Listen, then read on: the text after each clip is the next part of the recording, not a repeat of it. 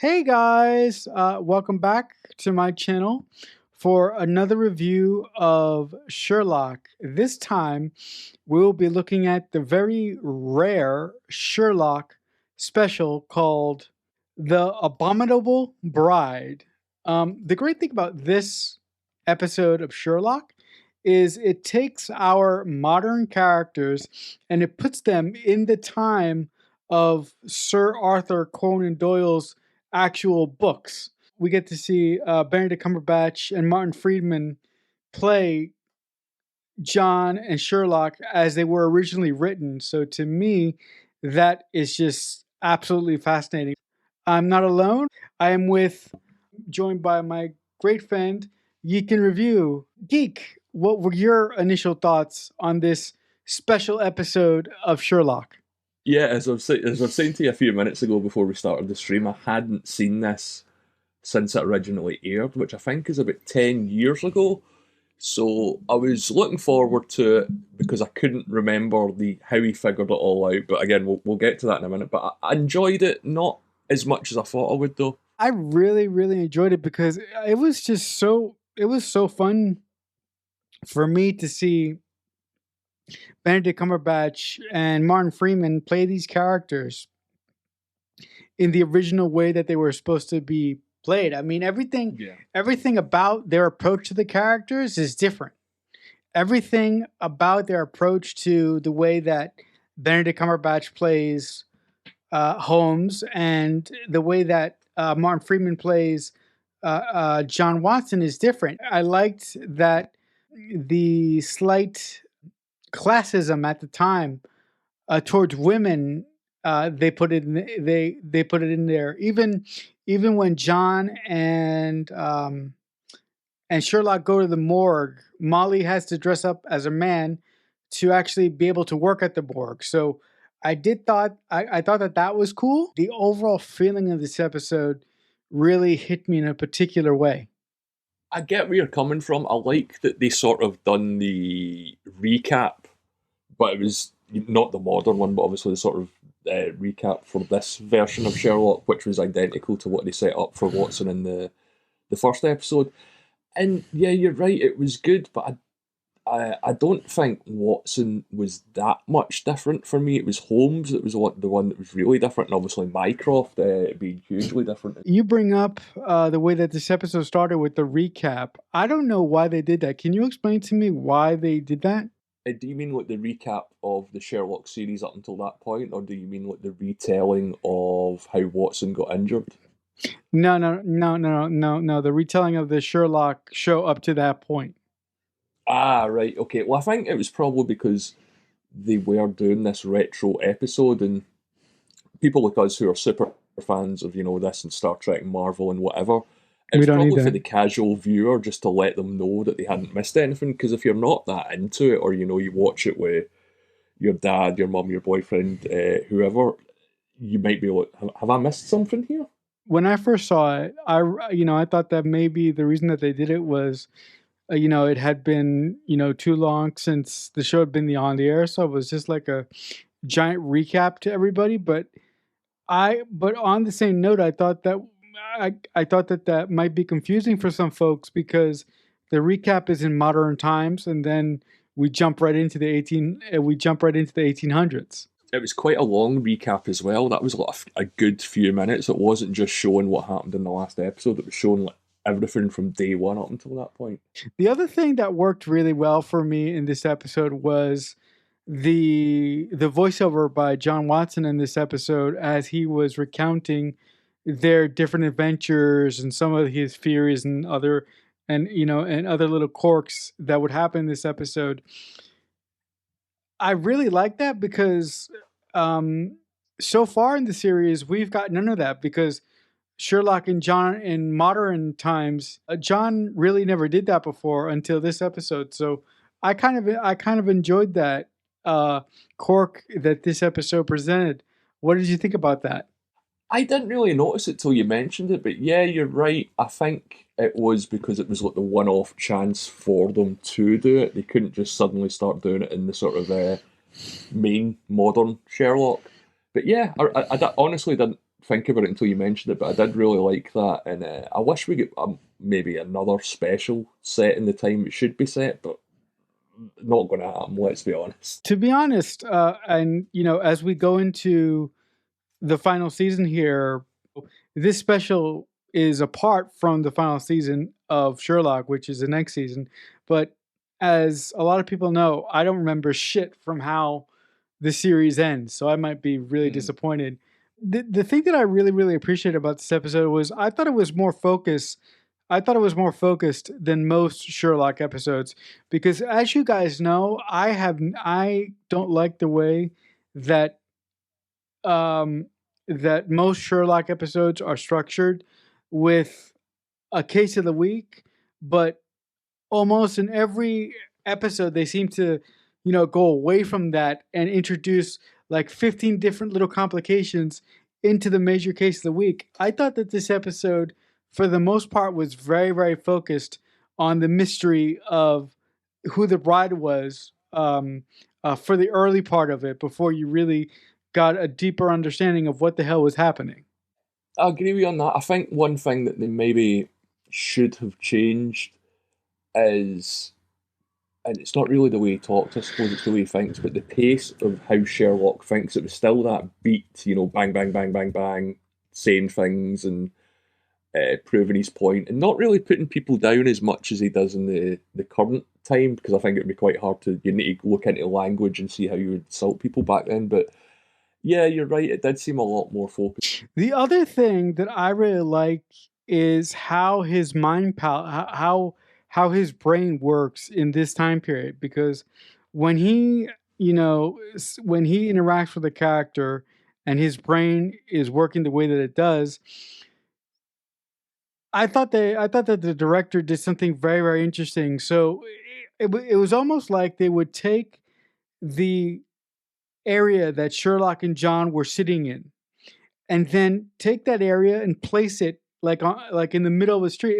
It was almost like John and Sherlock were sitting on like a mini stage, and then they would take that stage and place it in like the middle of a street. They'd done it before in the episode where they introduced Eileen Adler, and remember the guy got hit by the boomerang in the field?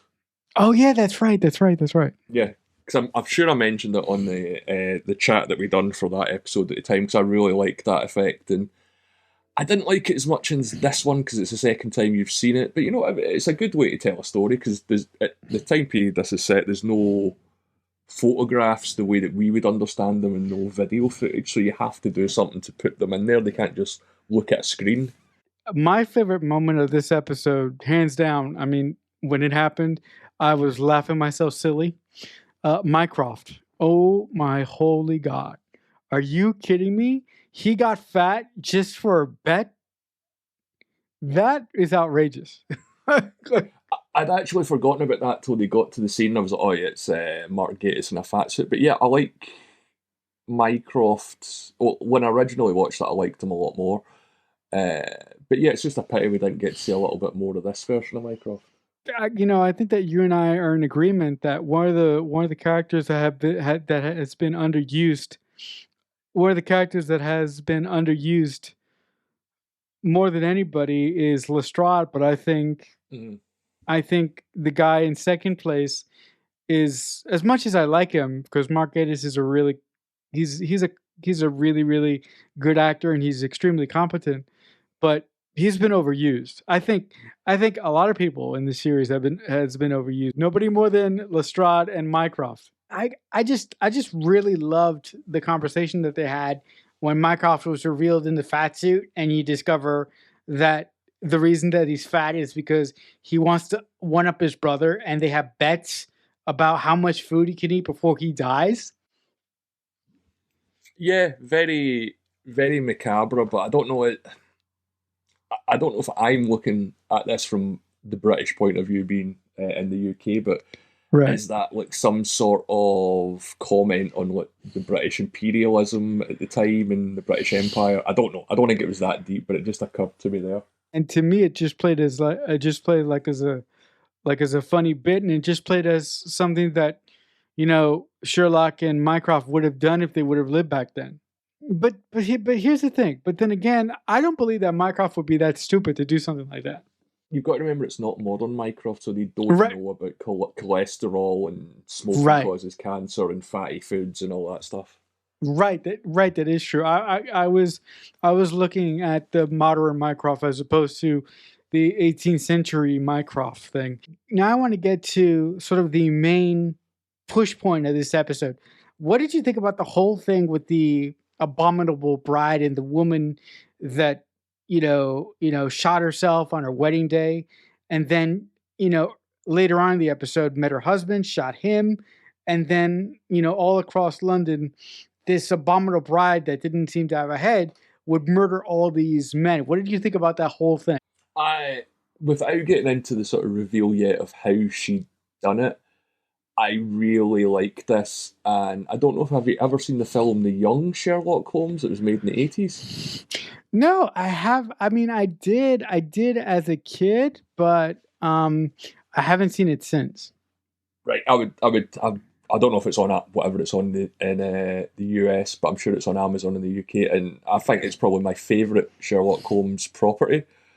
And Really? this definitely gave me vibes about that because if you've not seen it in a while, I won't go into too much detail. But it's all like secret societies in London and things like that. And I wish it had Cool. focused a bit more on that rather than showing us Sherlock being clever in the 18th and 19th century because we've already seen him be clever for like however many episodes, 5 or 6 episodes that we've watched. So they maybe should have done focused a bit more on the main meat of the Abominable Bride story, but they Mhm. didn't. But yeah, it was perfectly fine for what it is for the BBC.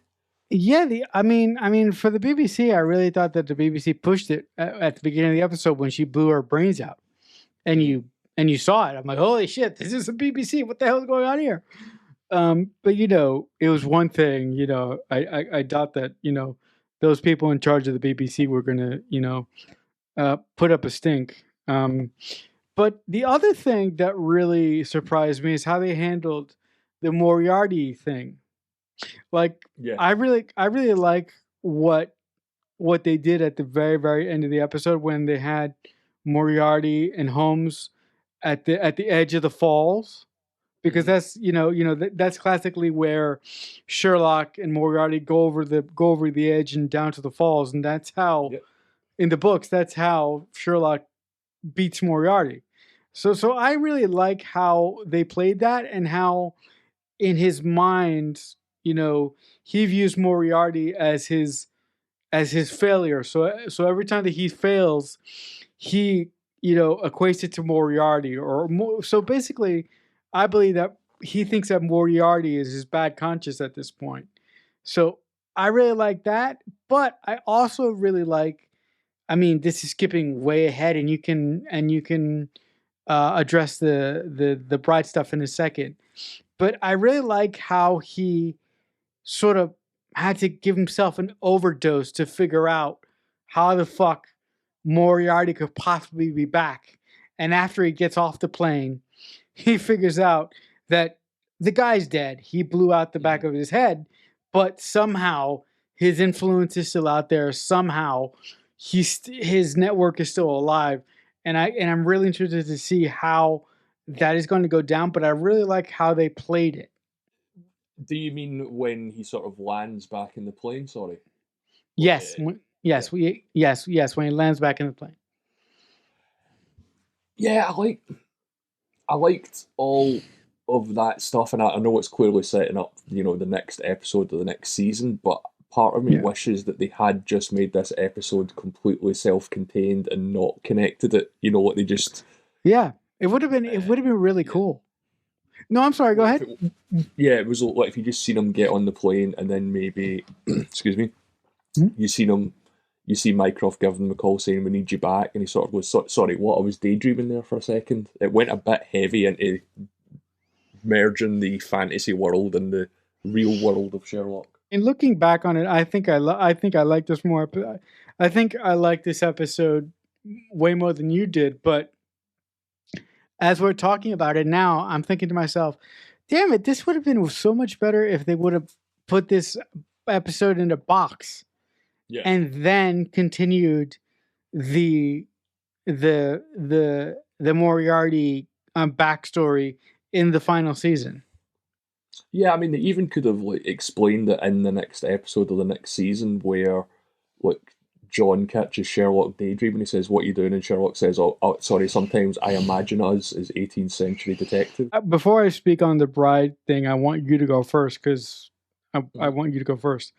But you said that you weren't particularly happy with the way that they handled the Abominable Bride, story and how that concluded, or you like that. So you want to speak on that for a little bit? Yeah, I just wish we got more focus on. Or sorry, I'll rephrase that. I wish we got less focus on John and Sherlock talking to each other in their flat because we get that all the time anyway. We don't need it, Yeah, we don't need it. even though it's a slight change of dialect. I think they probably could have went a bit deeper and looked at that era of British history and how things were and how I mean they did sort of do the women's rights thing a little bit, but not too much. But yeah, I just wish it's got a little bit, I don't know, a little bit more into the society of the time rather than just these two guys who exist in the society. I mean, I don't know. I'm of two minds. Again, I really like this episode because of the episode's aesthetic. But with that Mm. being yeah, but with that being said, I think you're right. I think that they had too many scenes in the flat, and John talking to Sherlock and in the vibe of the 1800s, and I think that they could have spent more time with the case of with the bride, which is what I was really intrigued with because that story really kicked off really interesting and it kind of scared the crap out of me. Yeah, when you find out how she quote unquote kills herself, I was like, oh, I can't believe I forgot about that. It's that simple. It's one of those things where and someone shows you the magic trick, you're like, I can't believe I didn't think of it. It's that obvious how you're doing it. What did you ultimately think about that reveal? Like I say, I thought it was great. I thought it was a great sort of sleight of hand, bait and switch, whatever you want to call it, that magicians do, where or show people showmen do, Mhm. where because they're drawing your attention with one thing, you're not looking at the other. And I've done this occasionally just out of curiosity, where I'll go onto YouTube and I'll YouTube how do you do this magic trick because I want to find out how it's done. It bothers me if I see something and I can't find out how it's done.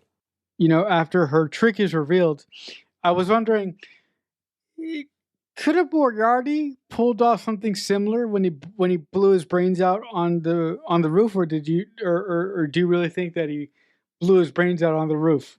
I think he really blew his brains out because what's the plan that this woman had to pull off or fake her death was she had makeup on. So Right. and it was at like an elevated distance. So you mean it kind of could be anyone if as long as you can get someone with the right Height. body frame. Whereas with Hmm. Moriarty, Sherlock would definitely make sure it was him. Yeah, yeah, that is true. Yeah, ultimately, I thought this episode was really fun in its atmosphere, but Mm. I did feel that it went kind of heavy on the Moriarty and Sherlock shit. That I feel that it didn't need it, and I thought that I think that this episode would have been better if, like you said, it would have been self-contained, and we would have dealt with the Moriarty stuff at the start of the final season. Yeah, I think they just threw Moriarty in to remind you that he was the villain. Because again, this had probably been a year or at least a couple of years since the last episode. And I don't think that when they introduced Moriarty at the end of the first season, they really expected him to be the big hit that he was. So I guess that's why they kept him around. I mean, here's a question I have for you, right? I mean, it's clear that Moriarty is the Joker to Sherlock's Batman, right? Hmm. But who else could have they could have they put in the final season if they didn't choose Moriarty? Who else? Who's another Sherlock villain that you would have loved to seen them do? Well, I would have. I think I mentioned this in the review that we done for it. I like that Charles Magnuson guy. I don't think they should have killed him. I think they should have just kept Oh, him around. You know what would have been cool, but it would have pissed a lot of people off? If Magnuson was the puppet master controlling Moriarty, and he was actually behind the scenes, illustrating the whole Moriarty's plan and shit like that. But that would have pissed a lot of people off. I don't know if I would have minded that. I mean, the way that my mind would go if you did keep the guy around, it would either need to be a kind of Silence of the Lambs situation where Sherlock goes to see him, or where he's somehow managed to get off with it and Sherlock's desperately trying to prove this guy isn't what he appears to be. I do think that. Look, if I was writing this, if I was writing the Sherlock, if I wrote the Sherlock series, I wouldn't have killed Moriarty. I would have put him in jail, and I would have him in jail, and I would have him play the Hannibal Lecter role for Sherlock, right? Every once in a while, have Sherlock go to jail because he's having a problem solving this case, right? I I think that would have been a better use of Moriarty rather than having him blow his brains out. Because look, I don't remember jack shit from the final season, but I doubt that they're gonna give me a satisfying reason for how Moriarty is alive or dead or whatever. So that whole thing, I feel that they kind of wrote themselves into a corner when they introduced the possibility of him being alive at the end of the last season.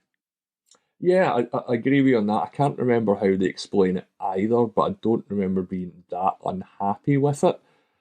But I think the problem with this show is not that it is aged, is that the quality of writing that the It's not that general good. audience expects. Sorry? It's not that good. It's Yeah, it was it's great at the time, and yeah. I'm going to do something that we probably should have done ages ago and say this is the obligatory Star Trek reference, but a lot of people say that New Trek has this issue where it's a stupid show that makes you feel smart, and that's kind of what Sherlock is. It's a lot of clever ideas that depend on a lot of convenient things happening. I've noticed this a lot recently with Stephen Moffat, his sort of lack of recent success. And before I watched this new show that he done, it was last weekend. I watched it with David Tennant and Stanley Tucci. I turned over, I looked at my girlfriend and I went, "You're going to have to bend a lot of logic around this, and there's going to be so many things that rely on convenience and just chance. It's unbelievable." And I was 90% right on that. Our adventure through Sherlock, for as long as we've been doing it now, has really made me understand that the show isn't as great as I thought it was. Mm-hmm. Like, I have I only saw it once before this review series that we're doing, and this review series that we're doing is making me realize that the show is not that great, or the show is not as great as I thought it was. And I just have a couple. I just have a couple more things to say, and then we'll wrap it up. Um, I'm really interested to see if the next show that we talk about together, spoilers, Jekyll is as scatterbrained as some of Sherlock is. Although that show's got canceled after one season, so I mean, I've definitely seen Jekyll more than I've seen Sherlock, but I haven't seen Jekyll in about 10, no, not 10 years, maybe about 5 or 6 years. So, as we wrap up here, what are you looking forward to as we take the final jump into Sherlock season 4? What are you looking forward to? What do you want to see? I would like a good second episode, but we never get a good second episode. So I honestly don't know. I've not looked at any episode listings or reviews or synopses for this. Yeah. I am hoping that we get a bit more Eileen Adler. I think we might do a little bit, but not too much. Yeah, that would be awesome. That's another thing is they used her once and they never brought her back. I mean, that actress was phenomenal. Yeah, she was outstanding. The main thing that bothers me with Sherlock is the story structure that Mark and Stephen chose to fill the hour of the hour episodes that they do. I think that they constantly overstuff these episodes. Like they overstuff them with unnecessary crap that they don't need. So yeah, I don't know. I don't know. Well, thank God I don't work for the BBC. It's shown that how much television and writing and how much the creators of Has television now changed. trust audiences to be Mm-hmm. intelligent and not spoon feed them. Mm-hmm. Oh, yeah. I mean, before we go, I will just say that I'm really looking forward to finishing this series. It feels like we've been talking about Sherlock for a year. You'll have to tell me. We probably have at this point. Probably. Yeah. So, I hope that you will join us for our final jump into Sherlock season 4. But as always, I'd like to thank my friend Geek in Review. Thank you so much for being here. Real quick, if the folks at home want to catch your stuff, where could they find you? Yeah, if you search YouTube for Geek in Review, you'll find my channels. I review a lot of Star Trek stuff, Marvel stuff, just anything. Not so much movies, more television out of the year. But yep, check me out. All right, awesome. And if you guys want to check me out, the best place to find links to all the things that I do is on Twitter. I'm at CreekFanatic88. There you can find the link to my link tree that will link you to all the things that I do. My podcast, my 3 podcasts, my 3 different YouTube channels, God help me, and everything else that I do. So with that, I will simply say thank you so much for hearing us. So much happened here, and so much is about to.